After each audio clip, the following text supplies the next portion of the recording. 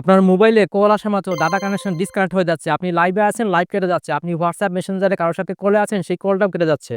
আজকের ভিডিওটা আপনার জন্য। অবশ্যই ভিডিওটা কন্টিনিউ করবেন। একটা সেটিংস আমি দেখিয়ে দিব। ইনশাআল্লাহ আপনারা যদি সেটিংসটা যদি আপনি করে নেন, সেই ক্ষেত্রে কিন্তু আপনি এই সমস্যা থেকে ইনশাআল্লাহ বেঁচে থাকতে পারবেন। চলুন দেখে আসি সেটিংসটা। তবে এর আগে বলি, এই সমস্যায় কারা বেশিরভাগ পড়েন? যারা ২ টা মোবাইল ইউজ করেন, অর্থাৎ একটাতে ডাটা কানেকশন রাখেন এবং একটা দিয়ে কথা বলেন বা লাইভ করেন বা আপনি যেকোনো কাজ করেন। আপনি যে মোবাইলে ডাটা কানেকশন নেন, সেই মোবাইলে যদি কল আসে, সেই মোবাইলের ডাটা কানেকশনটা কিন্তু সরাসরি অফ হয়ে যায় এবং আপনার যদি লাইভ থাকে, সেই লাইভটা কেটে যায় এবং আপনি যদি WhatsApp মেসেঞ্জারে যদি কথা বলেন কারো সাথে, সেটাও কিন্তু বন্ধ হয়ে যায়। প্রিয় বন্ধুরা, বিশেষ করে যারা কনটেন্ট ক্রিয়েটর আছেন, ফেসবুকে বিভিন্ন সময় লাইভ করেন, তাদের ক্ষেত্রে কিন্তু এই সমস্যাটা বেশি ঘটে। আপনারা অবশ্যই এই সেটিংসটা করে নিবেন। তাহলে কিন্তু আপনার যে মোবাইলে আপনি লাইভ করছেন, সেই মোবাইলে যদি কল আসে, তাহলে আপনার লাইভের ক্ষেত্রে কোনো সমস্যা হবে না। ইনশাআল্লাহ ভিডিওটা কন্টিনিউ করে সবাইকে দেখার সুযোগ করে দিবেন এবং অবশ্যই ভিডিওটা সবার মধ্যে ছড়িয়ে দিবেন। চলুন দেখে আসি সেটিংসটা। আমি চলে যাচ্ছি এই মোবাইলের সেটিংসে। এই মোবাইলের সেটিংসে যাওয়ার পর আমি চলে যাব সরাসরি উপরে।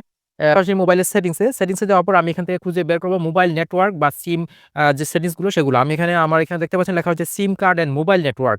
এই সিম কার্ড অ্যান্ড মোবাইল নেটওয়ার্কে ক্লিক করে আমি চলে যাব সরাসরি ভিতরে। এখানে দেখতে পাচ্ছেন আমার যে ডাটা কানেকশন যে সিমটা রয়েছে, সেই সিমটা আমি আগে সিলেক্ট করব। এখানে আমি ডাটা কানেকশন সিমটাতে সিলেক্ট করার পর আমার সামনে নতুন একটা পেজ আসবে। এই সিমের মধ্যে আমি কি সেটিংস করব, এখানে সবগুলো লেখা চলে আসছে। দেখতে পাচ্ছেন access point name, preferred network type, mobile network. আমি এখন আমার কাজটা, মূল কাজটা হচ্ছে অ্যাক্সেস পয়েন্ট যে নেম, সেই অ্যাক্সেস পয়েন্টের উপরে মূল কাজটা। আমি চলে যাবো অ্যাক্সেস পয়েন্টে। অ্যাক্সেস পয়েন্টে যাওয়ার পর আমার এখানে যে অ্যাক্সেস পয়েন্টগুলো শো করছে, আমার এখানে ২ টা অ্যাক্সেস পয়েন্ট আছে। GP internet and GP. আমি জিপি ইন্টারনেটটা সেট করে রেখেছি। আমি এখানেই আমার মূল সেটিংসটা করব। আমি চলে যাচ্ছি অ্যারো বাটনে ক্লিক করে সেটিংসে। এখানে অ্যারো বাটনে ক্লিক করার পর আপনার সামনে নতুন একটা পেজ আসবে। এখানে অনেকগুলো বিষয় চলে আসছে। দেখতে পাচ্ছেন name, APN, proxy, port, user name, password, server, MMC MMC port, এই সবগুলোকে স্ক্রল করে আপনি চলে আসবেন একেবারে নিচের দিকে। নিচের দিকে আসার পর আপনি এখানে দেখতে পাবেন বিআরআর নামে একটা অপশন। এই দেখতে পাচ্ছেন বিইএআরইআর, এখানে আনস্পেসিফাইড লেখা রয়েছে। আপনি এখানে এরো বাটনে ক্লিক করে চলে যাবেন সেটিংসে।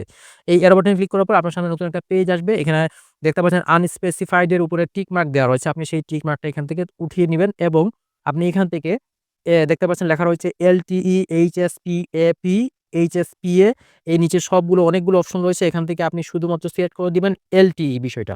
এই যে দেখতে পাচ্ছেন উপরে এলটিই, এই এলটিই উপরে টিক মার্ক দিয়ে আপনি জাস্ট ওকে করে আপনি এখান থেকে সেভ করে অ্যাক্সেস পয়েন্টটা অ্যাক্টিভেট করে আপনি এখান থেকে বেরিয়ে আসবেন। তাহলে এখন থেকে আপনার মোবাইলে যদি কেউ কল দেয়, সেক্ষেত্রে আপনার ডাটা কানেকশনটা ডিসকানেক্ট হবে না। আপনি যদি লাইভে থাকেন, লাইভটা কাটবে না এবং যদি WhatsApp মেসেঞ্জারে যদি অন্য মোবাইলে কারো সাথে হটস্পট দিয়ে কথা বলেন, সেক্ষেত্রে কিন্তু আপনার ডাটা কানেকশনটা ডিসকানেক্ট হবে না।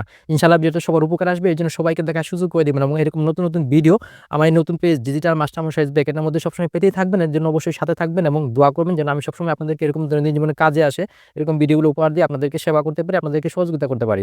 ভালো থাকবেন সবাই। ইনশাআল্লাহ দেখা হবে আর পরবর্তী কোনো নেক্সট ভিডিওতে নেক্সট কোনো টপিকস নিয়ে। আল্লাহ হাফেজ সবাইকে।